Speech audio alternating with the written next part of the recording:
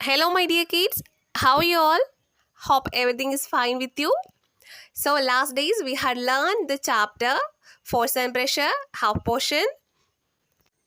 We had learned about the force, the types of force, and the effect of force, right?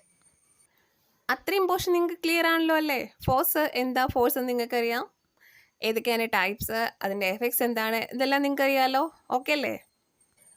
So, now it's the time to study the remaining portion of this chapter, the pressure. And the term pressure is familiar to you all. You are hearing the term pressure, but you don't know the actual definition of it. But still you are hearing it. രാവിലെ തൊട്ടേ video കാണുക, not എഴുതുമെന്ന് പറഞ്ഞ് നിങ്ങളുടെ parents നിങ്ങളെ pressure ചെയ്യുന്നുണ്ടായിരിക്കും. പക്ഷേ ആ pressure അല്ല actually സയൻസിലെ pressure കേട്ടോ. It's something different. സോ നമുക്ക് ഇന്ന് പ്രഷറിനെ കുറിച്ച് കൂടുതലായിട്ട് നമുക്ക് പഠിക്കാം. Okay. Pressure is actually the impact of force on A surface. നമ്മളൊരു സർഫസിലോ ഒരു ഒബ്ജക്റ്റിലോ ഒരു ഫോഴ്സ് കൊടുക്കുന്നു. അപ്പോൾ ആ ഒബ്ജക്റ്റിനുണ്ടാവുന്ന ഇമ്പാക്റ്റ്, ആ ഫോഴ്സ് കാരണം ആ ഒബ്ജക്റ്റിനുണ്ടാവുന്ന ഇമ്പാക്റ്റ് ആണ് pressure. Okay. Here in this picture also that person is under pressure. എങ്ങനെയാണ് അതിൻ്റെ പ്രഷർ വരുന്നത്? കൈകൊണ്ട് പ്രസ് ചെയ്യുന്ന കണ്ടില്ലേ? കൈകൊണ്ട് പ്രസ് ചെയ്യുക എന്ന് വെച്ചാൽ അതിൻ്റെ മീനിങ് നമ്മളവിടെ ഫോഴ്സ് കൊടുക്കുക ചെയ്യുന്നത്. ഫോഴ്സ് കൊടുക്കുമ്പോൾ ആ ഫോഴ്സ് കാരണം ആ ഒബ്ജക്റ്റിൽ, ആ പേഴ്സണിലുണ്ടാവുന്ന ഇമ്പാക്റ്റ് ആണ് പ്രഷർ. ഓക്കെ. പ്രഷറിന് ഒരു വേറൊരു ഡെഫിനേഷൻ കൊണ്ട് അത് ഞാൻ പറഞ്ഞുതരാം. The force acting on a unit area of surface. The force acting on a unit area of surface is known as pressure. Here we are applying force to a blue coloured surface. ഈ blue coloured സർഫസിൽ നമ്മളൊരു force കൊടുക്കുകയാണ്.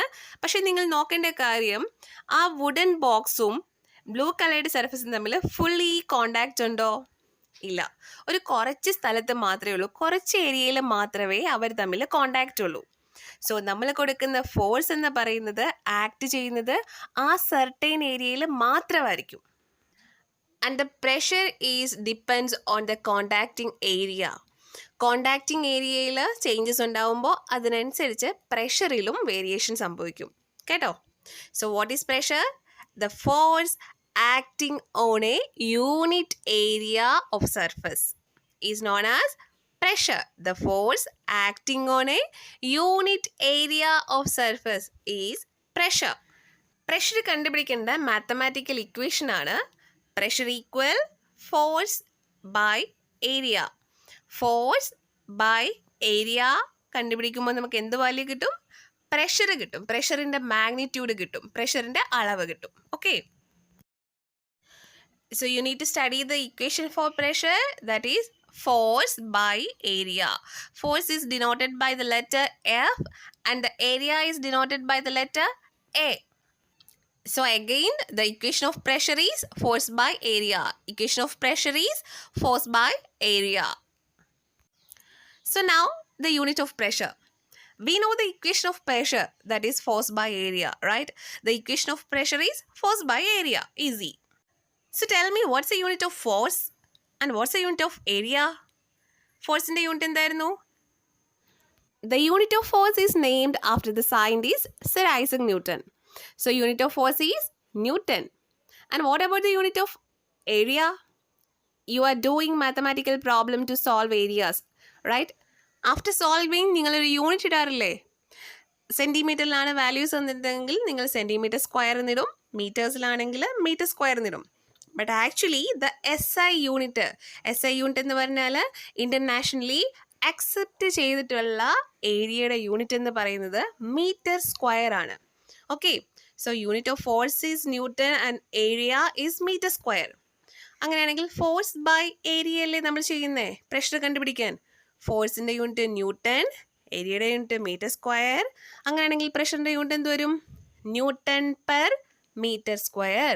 Newton per metre square. So unit of pressure is newton per metre square. Newton per metre square. Don't forget. This pressure has one more unit also, that is Pascal, or in short we are writing it as PA. The another unit of pressure is Pascal, and this unit is named after a French mathematician and physicist Blaise Pascal. And here he is Blaise Pascal. So ഏതൊക്കെയാണ് പ്രഷറിൻ്റെ unit? Newton per metre സ്ക്വയറും പാസ്കലും. Newton per metre square and pascal. So children, I will ask you a question now. ഇവിടെ രണ്ട് പേര് nail hammer ചെയ്തുകൊണ്ടിരിക്കുകയാണ്. പക്ഷേ രണ്ടും രണ്ട് ഡിഫറെൻറ്റ് രീതിയിലാണ് ചെയ്യുന്നത്.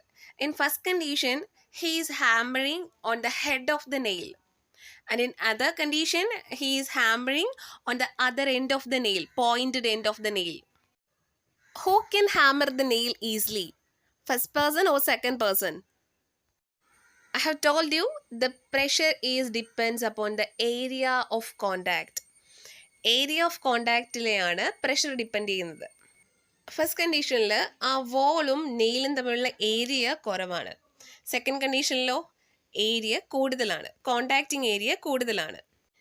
ഏരിയ കുറവാണെങ്കിൽ അവിടെ പ്രഷർ കൂടുതലായിരിക്കും. ഏരിയ കുറവാണെങ്കിൽ പ്രഷർ കൂടുതൽ, ഏരിയ കൂടുതലാണെങ്കിൽ പ്രഷർ കുറവ്. So area and pressure is inversely proportional to each other. Inversely proportional to each other എന്ന് പറഞ്ഞാൽ ഒന്ന് കൂടിയാൽ മറ്റേത് കുറയും. ഏരിയ കൂടുവാണെങ്കിൽ പ്രഷർ കുറയും, ഏരിയ കുറവാണെങ്കിൽ പ്രഷർ കൂടും. That is why we can easily hammer the nail by hammering on the head of the nail. Okay, ആ നെയിലിൻ്റെ ഹെഡിൽ ഹാമർ ചെയ്താൽ ഈസി ആയിട്ട് നെയിൽ കയറി പോകുന്നതിൻ്റെ കാര്യം എന്താണ്? അവിടെ വോളുമായിട്ടുള്ള കോണ്ടാക്ട് ഏരിയ കുറവാണ്. അങ്ങനെ വോളുമായിട്ട് കോണ്ടാക്ട് ഏരിയ കുറഞ്ഞാൽ പ്രഷർ കൂടും. So if the pressure is high, the nail will penetrate in to the wall easily. Okay, you have seen the elephant in temple during festival seasons, right? അമ്പലത്തിലൊക്കെ ആനയെ കാണാറുണ്ട്. ഈ ആന ഇത്രയും വെയിറ്റും വെച്ച് അമ്പലത്തിലെ പൊതമണ്ണിൽ കൂടെയൊക്കെ നടക്കുന്നില്ലേ? അമ്പലത്തിലെ പൊതമണ്ണിൽ കൂടെയൊക്കെ ഈസി ആയിട്ട് എങ്ങനെ ഈ ആന നടക്കുന്നത്? പക്ഷെ നമ്മളും നടന്നു നോക്കിയേ, നമ്മൾ നടന്നു പോയാൽ നമ്മുടെ കാല് അങ്ങ് കുഴിഞ്ഞു പോവും അല്ലേ? നമ്മുടെ കാല് മണ്ണിൽ കുഴിഞ്ഞങ്ങ് പോവും, പക്ഷേ ആനയ്ക്ക് ഈസി ആയിട്ട് നടക്കാൻ പറ്റുന്നു. How? The reason behind that is also the pressure. Elephant has 4 legs, 4 big legs than human, right? എലഫൻറ്റിൻ്റെ വെയിറ്റ് ആണ് അവിടെ ഫോഴ്സ് ആയിട്ട് ആക്ട് ചെയ്യുന്നത്. എലഫൻറ്റിൻ്റെ വെയിറ്റ് കാരണം അത് അധികം താന്നു പോകത്തില്ല. അതിൻ്റെ റീസൺ എലഫൻറ്റും ഗ്രൗണ്ടും തമ്മിൽ, എലഫൻറ്റ് നടന്നു പോകുന്ന ഗ്രൗണ്ടും തമ്മിൽ കോണ്ടാക്റ്റിംഗ് ഏരിയ കൂടുതലാണ്. 4 കാലില്ലേ? ഈ 4 കാലുള്ളത് കാരണം ഏരിയ കൂടും, അത് തമ്മിലുള്ള കോണ്ടാക്റ്റ് വരുന്ന സ്ഥലം കൂടും. പക്ഷെ നമ്മുടെ കാര്യത്തിലോ നമുക്കാകെ 2 കാലേ ഉള്ളൂ. ഈ 2 കാലിൻ്റെ ഫുള്ളും മണ്ണിൽ പതിയോ? ഇല്ല. So comparing to an elephant, contacting area of human to the ground is less. And we know that if area is small, the pressure will high. ആ പ്രഷർ കാരണമാണ് നമ്മുടെ കാല് മണ്ണിൽ പുതഞ്ഞു പോകുന്നത്. പക്ഷേ എലഫൻറ്റിൻ്റെ കാലിൽ, എലഫൻറ്റിന് 4 ഫ്ലാറ്റ് ലെഗ്സ് ആണുള്ളത്. സോ ഏരിയ കൂടുതലാണ്, ഏരിയ കൂടിയാൽ പ്രഷർ കുറയും, അതുകൊണ്ട് അവരത്രയും താഴ്ന്നു പോകത്തില്ല. മനസ്സിലായോ? ഇതേപോലെ എലഫൻറ്റിന് ഒരു ഹീലുള്ളൊരു ചപ്പൽ വാങ്ങിച്ചു കൊടുത്താൽ എന്നാ പറ്റും? He can even move easily because already an elephant has much heavier body. So body weight അവിടെ കൂടുതലാണ്. ബോഡി വെയിറ്റ് കാരണമാണ് ഫോഴ്സ് ഉണ്ടാവുന്നത്. സോ ഫോഴ്സ് കൂടുതലാണ്, ഫോഴ്സ് കൂടിയാൽ പ്രഷർ കൂടും കേട്ടോ. ഫോഴ്സും പ്രഷറും ഡയറക്റ്റ്ലി പ്രപ്പോർഷണലാണ്. If force is greater, pressure also will greater. If force is low, pressure also will low. അപ്പോൾ പിന്നെ ഇതേപോലെ ചപ്പൽ കൊടുക്കുമ്പോൾ ഏരിയയും കുറയും, ഏരിയയും കുറഞ്ഞാൽ പ്രഷർ കൂടും. ഓൾറെഡി ഫോഴ്സ് കാരണം പ്രഷർ കൂടുതലാണ്, ഏരിയ കൂടെ കുറഞ്ഞാൽ പിന്നെയും പ്രഷർ ആവും. അപ്പോൾ അവന് ഒട്ടും നടക്കാൻ പറ്റില്ല. Okay, now moving on to the another example. Here you can see 2 knives, right? 2 knives ഉണ്ട്. ഈ നൈവ്സ് കൊണ്ട് നമ്മളൊരു തക്കാളി കട്ട് ചെയ്യാൻ പോവാണ്. ഏതുകൊണ്ട് കട്ട് ചെയ്യുമ്പോഴായിരിക്കും ഈസി ആയിട്ട് അത് കട്ടായി പോകുന്നത്? First one or second one? Any idea? Think. So നമ്മൾ കട്ട് ചെയ്യാൻ പോവാണ് തക്കാളി. നിങ്ങൾ നോക്കിക്കോണം ഏതുകൊണ്ടാണ് നമുക്ക് ഈസി ആയിട്ട് കട്ടാവുന്നതെന്ന്. സെക്കൻഡ് വൺ അല്ലേ? സെക്കൻഡ് വൺ കൊണ്ടാണ് നമുക്ക് കട്ടായത്. റീസൺ എന്തായിരിക്കും? നോർമലി നമ്മൾ പറയുന്നത് ഒരു കത്തിയിൽ മൂർച്ചയുണ്ട്, അതുകൊണ്ടാണ് ആ കത്തി കൊണ്ട് നമുക്ക് ഈസി ആയിട്ട് കട്ടാവുന്നത് എന്നാണ് പറയുന്നത്. പക്ഷെ ഫാക്റ്റ് എന്താണെന്ന് പറഞ്ഞാൽ ഏരിയ കുറവ്, കോണ്ടാക്റ്റിംഗ് ഏരിയ കുറവ് വരുന്നത് എവിടാണോ അവിടെ ആയിരിക്കും പ്രഷർ കൂടുതൽ. സോ ആ രണ്ടാമത്തെ കത്തിയുടെ ഏരിയ കുറവായിരുന്നു, അത് ഷാർപ്പൻഡ് ആയിട്ടുള്ള എഡ്ജായിരുന്നു, അതുകൊണ്ട് കട്ട് ചെയ്താൽ ഈസി ആയിട്ട് കട്ടായി പോയി. So keep in mind, if area is less the pressure will increase. So dear children, keep in mind that we can easily cut vegetables and fruits with the sharpened edge of the knife because the sharpened edge has less area compared to other side.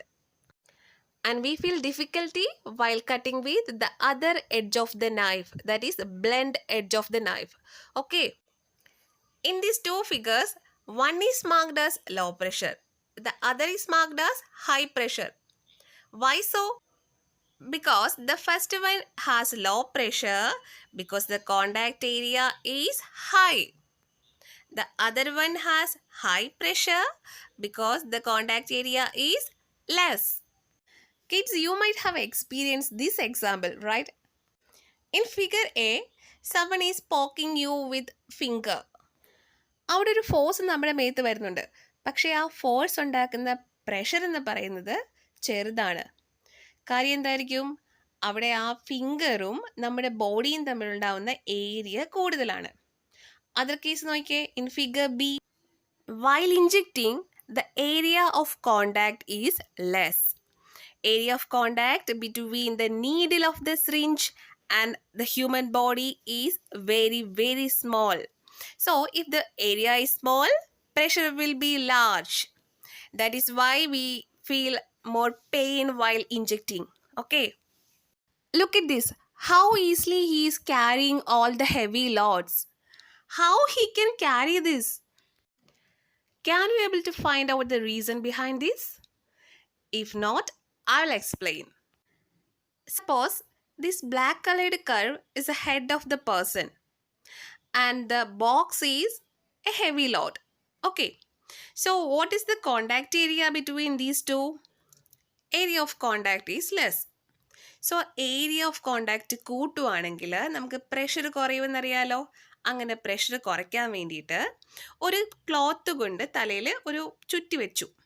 എന്നിട്ടാണ് ആ box വെക്കുന്നതെങ്കിൽ നോക്കിക്കേ, area of contact കൂടിയത് കണ്ടോ? Area of contact കൂടുവാണെങ്കിൽ pressure കുറവായിരിക്കും. So അയാൾക്ക് easy ആയിട്ട് loads carry ചെയ്യാൻ പറ്റും. This is why potters place a round piece of cloth on their heads to carry heavy loads easily. The point to remember is, if area is decreased, pressure will increase. If area is increased, pressure will decrease. Don't forget this concept. It will give good marks for you. So ഇത് നിങ്ങളുടെ question ടൈമാണ്. ഇതിൻ്റെ answer വീഡിയോയിൽ തന്നെ comment ചെയ്താൽ മതി. I will check how many of you are watching the video till the end. Why the school bags are provided with broad straps? എന്തുകൊണ്ടാണ് school ബാഗിൻ്റെയൊക്കെ സ്ട്രാപ്സ് നല്ല ബ്രോഡായിട്ടിരിക്കുന്നത്? തിൻ സ്ട്രാപ്സ് എന്താണ് യൂസ് ചെയ്യാത്തത്? ആൻസർ നിങ്ങൾക്കറിയാവുന്നതുപോലെ കമൻറ്റ് ചെയ്യുക. Okay. Till now we have discussed about the pressure exerted by the solids. ഇനി നമുക്ക് സോളിഡ്സ് അല്ലാണ്ട് ലിക്വിഡ്സും ഗ്യാസസും എക്സർട്ട് ചെയ്യുന്ന പ്രഷറിനെ പറ്റി പഠിക്കാം. ഒരു ലിക്വിഡ് അതെടുത്ത് വെച്ചിരിക്കുന്ന കണ്ടെയ്നറിൻ്റെ വോളിൽ എപ്പോഴും പ്രഷർ കൊടുത്തുകൊണ്ടേയിരിക്കും കേട്ടോ. The liquids will exert pressure on the wall of the container. Like in the first figure, make 3 holes on the surface of the water bottle in different heights. So you can see that water flowing out of the hole at different heights also. This shows that pressure inside a liquid increases with the depth. അതിൻ്റെ ആ depth അല്ലെങ്കിൽ height കൂടുന്നതിനനുസരിച്ച് പ്രഷറും കൂടിക്കൊണ്ടേയിരിക്കും. From the second figure, you can understand that pressure acts in all direction. എല്ലാ ഡയറക്ഷനിലോട്ടും pressure act ചെയ്യും. അല്ലാതെ ആ liquid എടുത്ത് വെച്ചിരിക്കുന്ന കണ്ടെയ്നറിൻ്റെ നേരെ താഴോട്ടോ അല്ലെങ്കിൽ സൈഡിലോട്ടോ മാത്രമല്ല, എല്ലാ ഡയറക്ഷനിലും പ്രഷർ അത് ലിക്വിഡ് ഇങ്ങനെ pressure കൊടുത്തുകൊണ്ടേയിരിക്കും. Now look at the third figure. You can see the holes are at the same height of the container, right? ഇവിടെ ഹോൾസ് ഉണ്ടാക്കിയിരിക്കുന്നത് ആ സെയിം ഹൈറ്റ് മെയിൻറ്റെയിൻ ചെയ്തുകൊണ്ടാണ്. സോ എന്താണ് നിങ്ങൾ ഒബ്സർവ് ചെയ്യുന്നത്? Water flowing out of the holes at the same height also, which means liquid exert equal pressure at same depth. Depth same ആണെങ്കിൽ അല്ലെങ്കിൽ height same ആണെങ്കിൽ ഈക്വൽ പ്രഷർ ആയിരിക്കും liquid exert ചെയ്യുന്നത്. നിങ്ങൾ വീട്ടിൽ ഗാർഡനൊക്കെ ഉണ്ടെങ്കിൽ അവിടെ വാട്ടർ ചെയ്ത് കൊടുക്കാറില്ലേ പ്ലാന്റ്സിൽ? ഓസ് ഉപയോഗിച്ച് നമ്മൾ വാട്ടർ ചെയ്ത് കൊടുക്കുമ്പോൾ ആ ഹോസിൻ്റെ ഓപ്പണിങ്ങിൽ ഒന്ന് വിരലൊന്ന് ചെറുതായിട്ട് പിടിക്കാൻ നേരം എന്താ കാണുന്നത്? അതിൻ്റെ പ്രഷർ കൂടുക ചെയ്യുന്നത്. ആ വെള്ളത്തിൻ്റെ പ്രഷർ കൂടിയിട്ട് നല്ല പോലെ അത് ലെങ്തി ആയിട്ട് വാട്ടർ ചെയ്യും അല്ലേ? സോ അവിടെ എന്താ കാണുന്നത്? അവിടെ ഏരിയ നമ്മൾ കുറച്ച് കൊടുത്തപ്പോഴാണ് ഹൈ പ്രഷറിൽ വാട്ടർ പുറത്തോട്ട് വന്നത്. അതേപോലെ നമ്മൾ ആ ഓപ്പണിങ്ങിലൊന്നും വിരലൊന്നും വെക്കാണ്ടിരിക്കുകയാണെങ്കിൽ എന്ത് പറ്റും? ചുമ്മാ വെള്ളം ജസ്റ്റ് ഒന്ന് പുറത്തോട്ട് പോകും.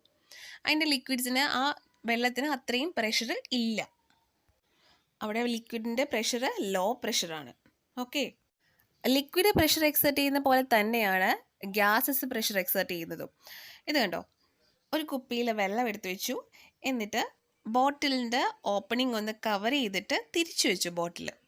നിങ്ങൾക്കപ്പോൾ അതിൻ്റെ വാട്ടർ ലെവൽ കണ്ടോ? ഒരു കർഡായിട്ടിരിക്കുന്ന കണ്ടോ? എൻ്റെ കാര്യം, the air inside that bottle exerts pressure upwards. അതിനകത്തുള്ള ആ എയർ അപ്വേർഡായിട്ട് ഒരു പ്രഷർ കൊടുക്കുന്നു. അങ്ങനെ അപ്വേർഡ് പ്രഷർ കൊടുക്കുന്നത് കൊണ്ടാണ് ആ വാട്ടർ ലെവൽ ഇതേപോലെ കർഡായിട്ടിരിക്കുന്നത്. So the gases also exerts pressure in all the directions. Now this is an activity time. So you all need to take a glass tumbler and then fill that glass tumbler with water to the brim. അതിൻ്റെ അറ്റം വരെ, ഗ്ലാസിൻ്റെ അറ്റം വരെ വെള്ളം എടുക്കുക. Then cover that tumbler with a cardboard piece. അതൊരു cardboard piece കൊണ്ട് കവർ ചെയ്യുക. After that, place the palm of your hand on the piece of the cardboard like in the figure. Now quickly invert the glass tumbler and slowly remove your hand supporting the piece of cardboard. What do you observe? You can see that the cardboard piece will not fall off, right? Why? Because it's due to the atmospheric pressure. Atmospheric pressure കാരണം ആ cardboard piece അപ്വേർഡായിട്ട് push ചെയ്യപ്പെടും. അതുകൊണ്ടാണ് അതിനകത്ത് നിന്ന് വെള്ളം താഴെ പോവാത്തതും cardboard piece താഴെ പോവാത്തതും. കേട്ടോ? So atmosphere also exerts pressure and that is known as atmospheric pressure. The pressure exerted by the atmosphere is known as atmospheric pressure. I'll tell you one more thing. There are instruments for measuring atmospheric pressure and also the pressure of the liquids. For measuring atmospheric pressure, we are using barometer. And for measuring pressure of the liquids, we are using manometer. Atmospheric pressure measure ചെയ്യാനായിട്ട് barometer and pressure of the liquids measure ചെയ്യാനായിട്ട് use ചെയ്യുന്നത് manometer. Okay, നിങ്ങൾ higher ക്ലാസ്സസിലേ പഠിക്കത്തുള്ളൂ, എന്നാലും just ഒന്ന് ഞാൻ പറഞ്ഞതാണേ. Okay, so thank you children. Our chapter is over. Bye bye and take care.